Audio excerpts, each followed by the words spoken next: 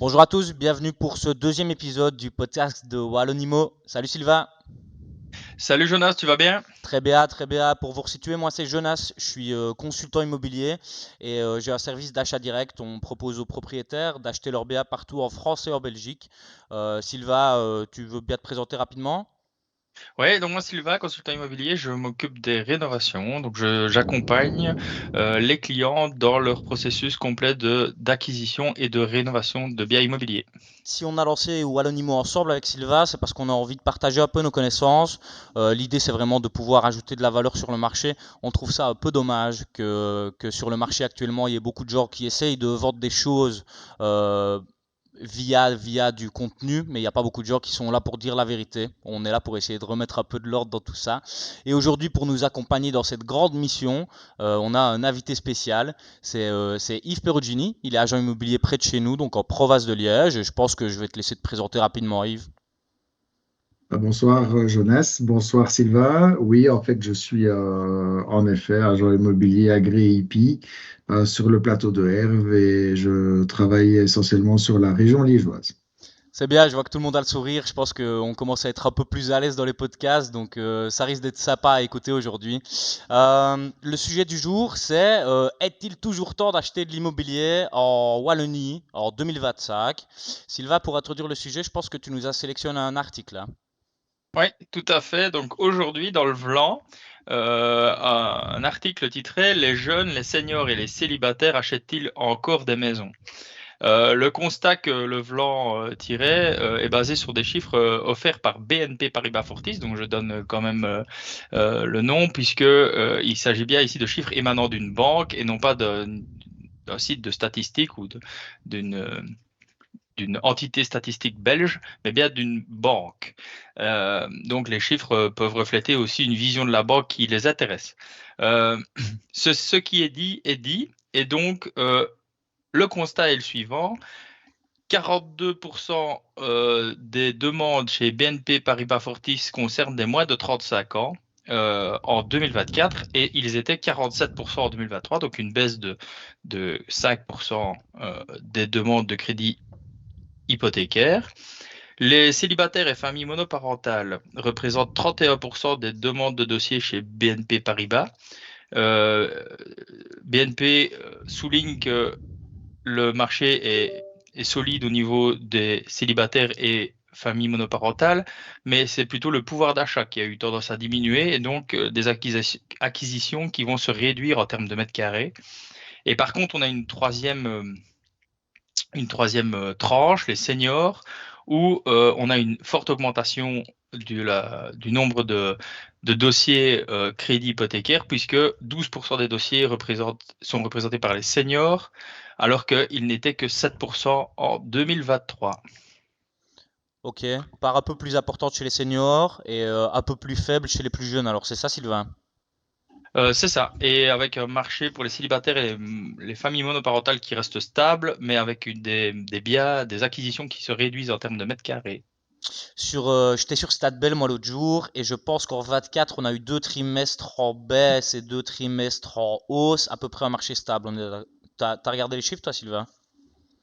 Ouais, donc on est quand même sur une année qui globalement est stable, voire en léger retrait, euh, mais avec un dernier trimestre qui a fortement aidé au rattrapage, puisque jusqu'à la fin du premier semestre, fin du troisième trimestre, on était sur un marché en décroissance l'année dernière en termes de nombre de transactions, et ça s'est fortement rattrapé sur le dernier trimestre. Et au final, très logique que les plus jeunes achètent moins de mètres carrés avec un budget similaire, plutôt un budget mensuel similaire, avec un taux d'intérêt plus élevé. C'est logique, hein, on n'a pas le choix, il faut acheter plus petit parce qu'on paye plus d'intérêt au total. Et donc dans la mensualité, il y a plus d'intérêt, moins de capital, obligé d'acheter moins de mètres carrés. C'est bien ça. Et malheureusement pour eux, le marché immobilier ne s'est pas corrigé comme on aurait pu l'attendre à la baisse, qui aurait permis aux jeunes et aux célibataires et familles monoparentales de conserver leur pouvoir d'achat, que du contraire, ce pouvoir d'achat a été rogné et par les taux et par le fait que le marché soit resté relativement haut en termes de prix. Absolument. En tout cas, c'est ce qu'on voit ici début d'année, début 2025. Yves, Je pense toi, que ouais, voilà. C'est peut-être le moment de demander à Yves ce qu'il en c'est pense, ça, hein. c'est ça. C'est quoi ton Lui, il est ressenti? extrêmement actif. Alors moi, je confirme que le dernier trimestre 2024, il a été extrêmement actif parce qu'on a eu énormément de personnes qui se sont un peu réveillées par rapport à l'annonce du gouvernement du changement concernant les droits d'enregistrement. Donc ça a un petit peu cogité avec les notaires également. On s'est aperçu qu'il y a pas mal de notaires qui conseillaient de passer les actes avant le 31 décembre pour des maisons qui avoisinaient les prix médians qu'on a en Belgique et principalement en Wallonie, c'est aux alentours de 230 000 – 250 000 euros. Donc on a eu énormément de sprint final pour la fin d'année avec beaucoup d'actes passés au mois de décembre, ce qui est un peu atypique. On en a eu par contre énormément aussi fin janvier, début février. Là, plus sur des maisons style maison meuble, maison bourgeoise, maison quatre façades avec propriété, voire maison familiale, mais au-delà des 300 – 350 000 euros. Et donc ici, ce que moi je peux dire, c'est que par rapport à votre profil sociologique de qui achète quoi, je pense aussi qu'il y a aussi au niveau géographique, il y a énormément de disparités, puisque moi je fais principalement le plateau de Herve de Timister jusque Landen. Et là, je constate, et là je peux vous amener une petite info, c'est que selon où le bien se situe, il y a soit énormément d'engouement, soit on peut avoir des biens qui peuvent rester longtemps sur le marché s'il n'y a pas une stratégie efficace qui est derrière pour la mise en vente. Donc pour reprendre un peu, Yves, dans l'ordre, tu dirais que sur l'ancien système, les maisons qui rentraient en maison modeste, tout le monde a speedé pour avoir les 6% et garder une déduction fiscale dans l'ancien système. Euh, pour les, Oui, pour les biens un peu plus gros, tout le monde a eu tendance à attendre début 2025 pour profiter des 3% à la place des oui. 12,5, quitte à perdre la déduction fiscale dans le futur. Mhm. Et le marché reste plutôt tendu dans les bonnes zones, mais il commence vraiment à se détendre dans les zones un peu moins intéressantes. Oui, et alors, tu as un début de changement aussi par rapport à la morphologie des biens.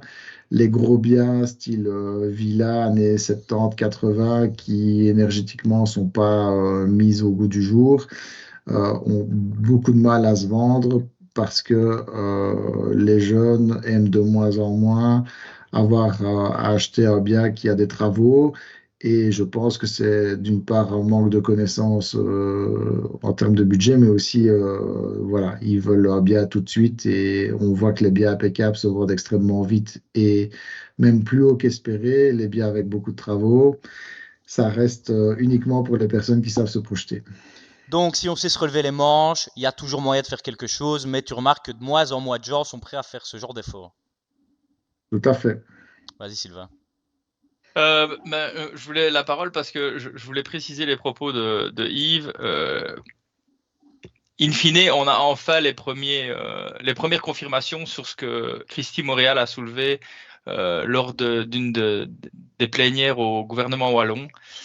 Quand Adrien Delimon a annoncé la réduction des droits d'enregistrement à 3%. Très rapidement, Christy Montréal a soulevé un calcul où on comparait une infirmière qui vit toute seule et qui achète un appartement avec un couple de cadres qui achète une maison à 600 000 euros. Et comme de fait, quelques mois, quelques semaines plus tard, on se rend compte que le cadeau est là.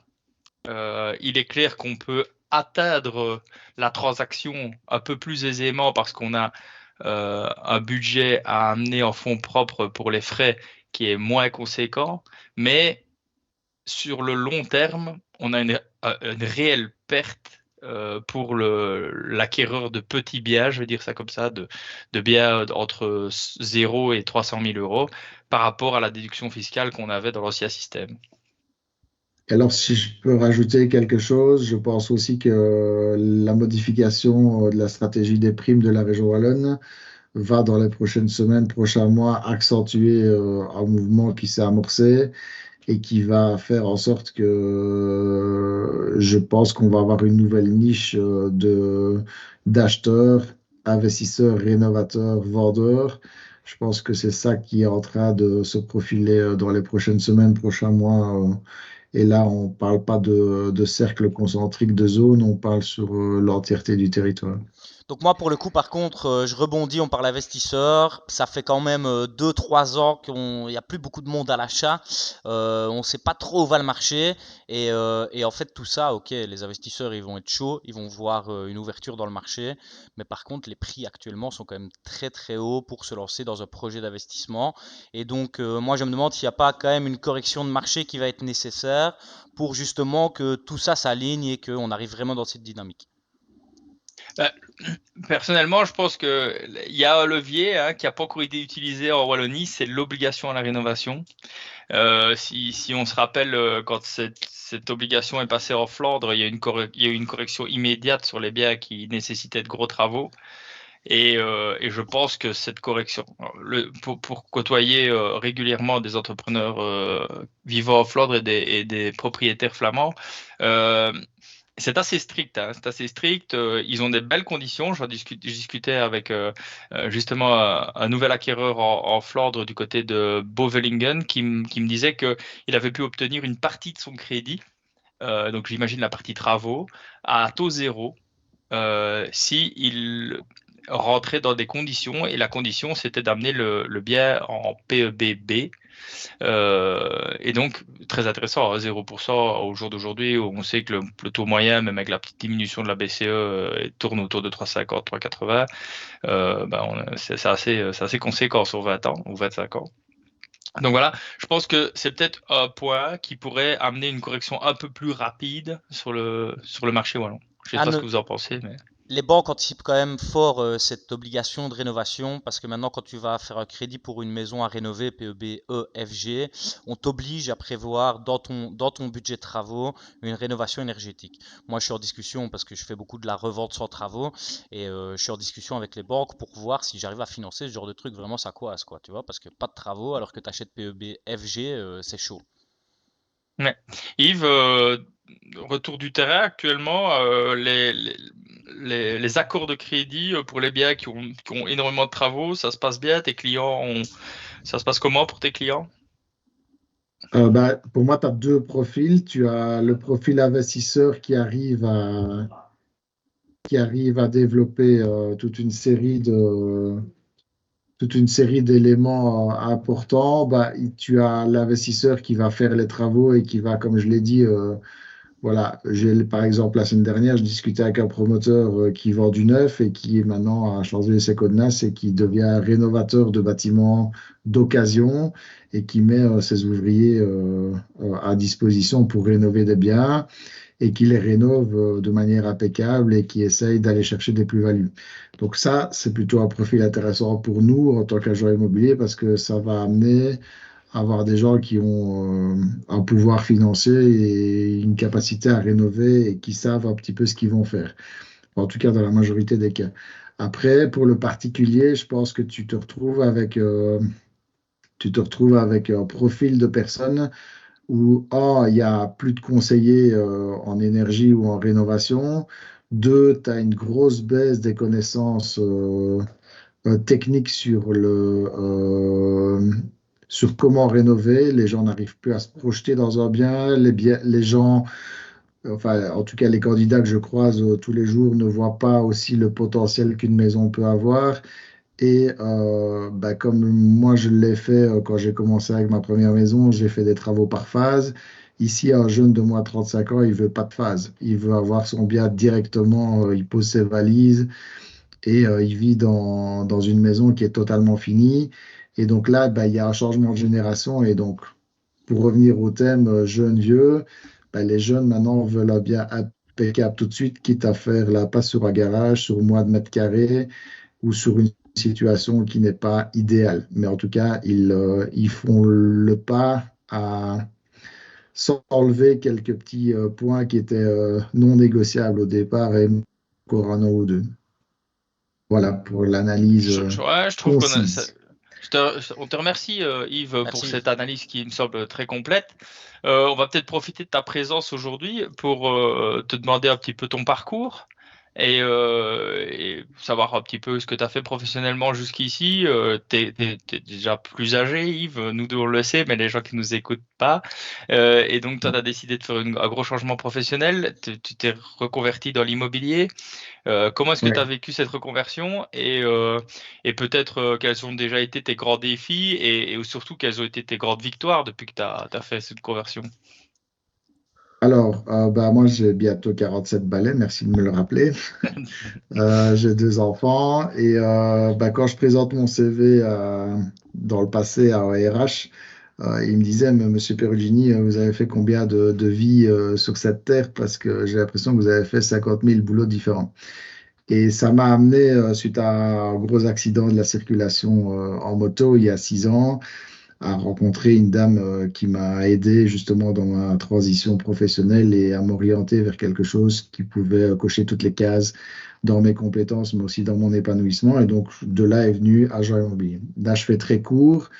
J'ai résumé tout ça dans un livre qui sortira l'année prochaine, ou fin de cette année, on verra bien, et où je raconte un petit peu mon parcours, si ça peut inspirer ou aider certaines personnes à se poser les bonnes questions au bon moment.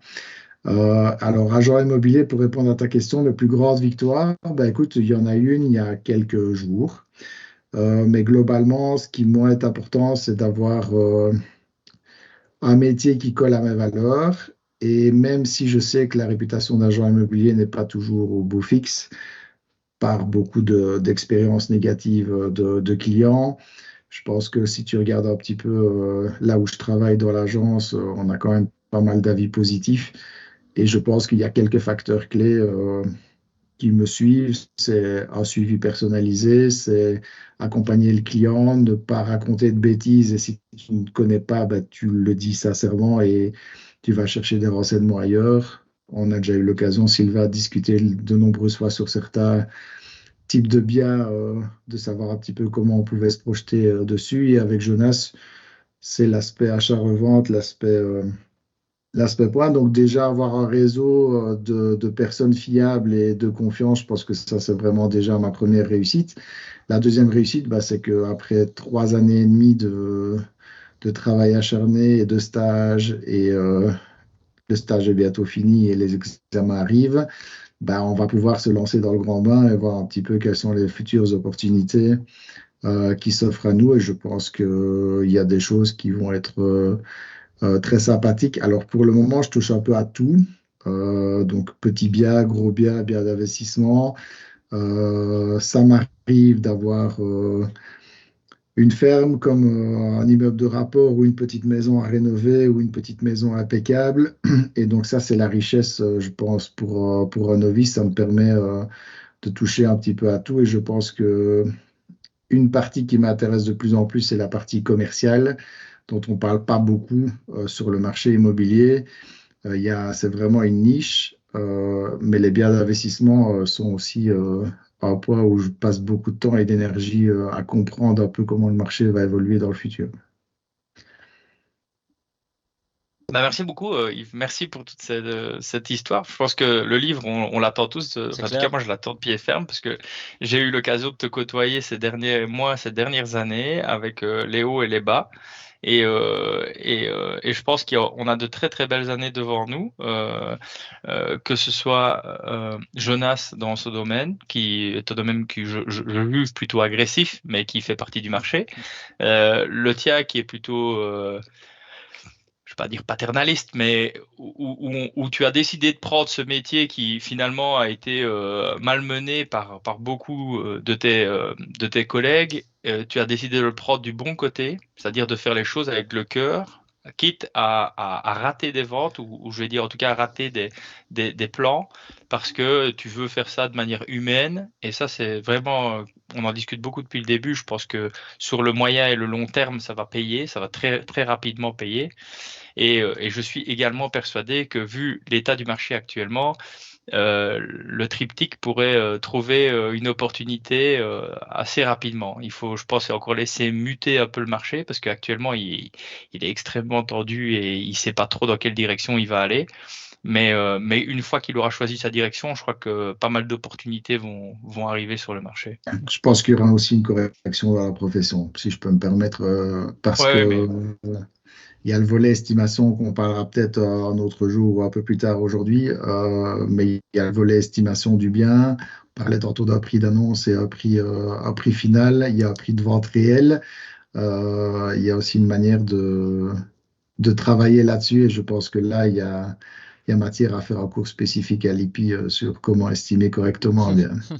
Il serait Et, temps. et, et, et c'est pareil pour les travaux, hein, je te rassure, c'est vraiment pareil pour les D'accord. travaux.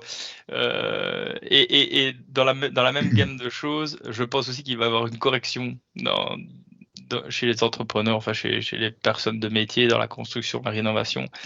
Mais c'est lié, je pense, à un marché qui s'éteint et un nouveau marché qui va arriver, mais c'est aussi lié à la modification vraiment interne. Et dans les chromosomes du marché, il y a des choses qui changent. Avant, on achetait une maison pour sa localisation, sa beauté, son esthétique. On regardait forcément le travail de l'architecte, puisque le travail esthétique avait de l'importance, mais aujourd'hui, c'est la technique qu'on regarde dans un bâtiment. On veut savoir si ce bâtiment il est zéro carbone, si il est beau, il fait beau y vivre, si il a des matières polluantes qui le constituent. Et donc tout ça, ben, ça se voit beaucoup moins de l'extérieur et pourtant c'est de plus en plus pris en compte par les potentiels acquéreurs. Donc ça amène à pas mal de transformations ouais, dans le marché et dans les corps de métier qui tournent et qui gravitent autour du marché immobilier. Absolument. Et d'ailleurs, c'est vrai que c'est maintenant que j'y pense, mais c'est peut-être encore un indicateur d'une fin de cycle. Tu vois, quand on commence à avoir autant d'acteurs qui sont peu fiables, disons, sur un marché, il est temps que le marché fasse son tri. Et je pense que c'est le genre de choses qui se passe en temps de crise. Et peut-être le fait que tout le monde remarque dans le milieu professionnel qu'on a quand même pas mal de corps de métier, de professionnels à trier, c'est peut-être un indicateur qu'on arrive en fin de cycle, un indicateur de plus.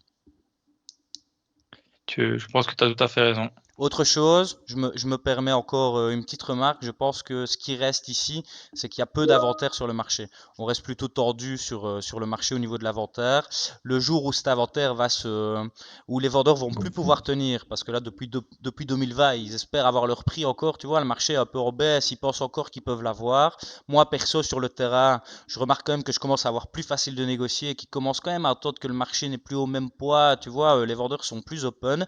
À un moment, il y a des mecs qui vont plus pouvoir tenir leur maison, ils vont devoir la lâcher, l'inventaire va se détordre et là, on va voir ce qui se passe. Ouais.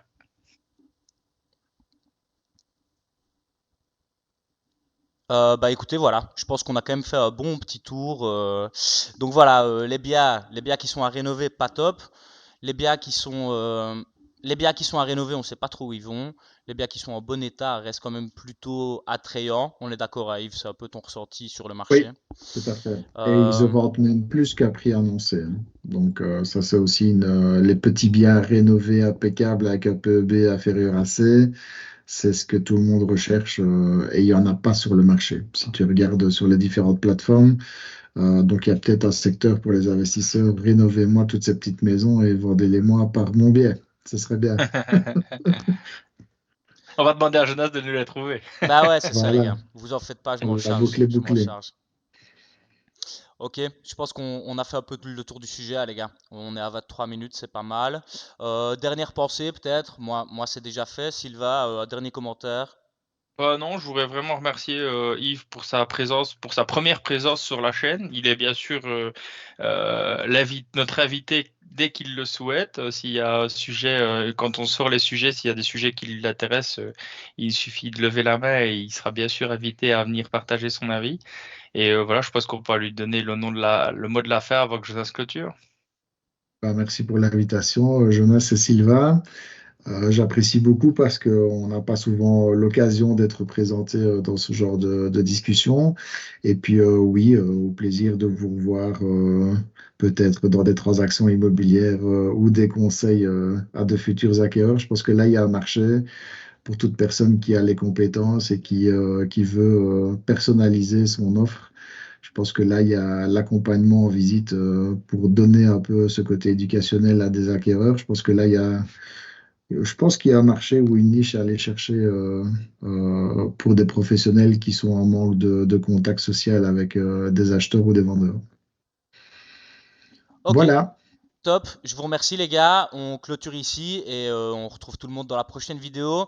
Si vous avez apprécié, n'hésitez pas à nous lâcher un petit like, vous abonner. C'est quoi? C'est la cloche pour avoir les notifications de nouveaux épisodes. Si on a raconté des bêtises comme d'habitude, laissez-nous un petit commentaire. On sera super heureux de rebondir là-dessus. Et on a Spotify. Et Donc on ouais, est présent sur YouTube et Spotify on, depuis la semaine dernière. Et chaque fois qu'on qu'on enregistre un nouveau sujet, il sera posté quasiment instantanément sur les deux plateformes. Un petit teasing quand même sur ce qui est arrivé. Donc le principe avec Jonas, c'est que rapidement on souhaite aller au contact des jeunes, des futurs acquéreurs. Donc on va organiser un ou deux micro-trottoirs dans les grandes villes. Je pense qu'on va viser Namur, Charleroi, Liège. tu nous mets dans la sauce, Euh, hein, Sylvain. voilà, un jour où il fait beau, on va aller à la rencontre des jeunes et voir, on va poser un petit peu des questions sur le terrain, sur ce que se représente l'immobilier actuellement pour les jeunes, histoire d'avoir de quoi discuter et traiter dans nos prochains sujets.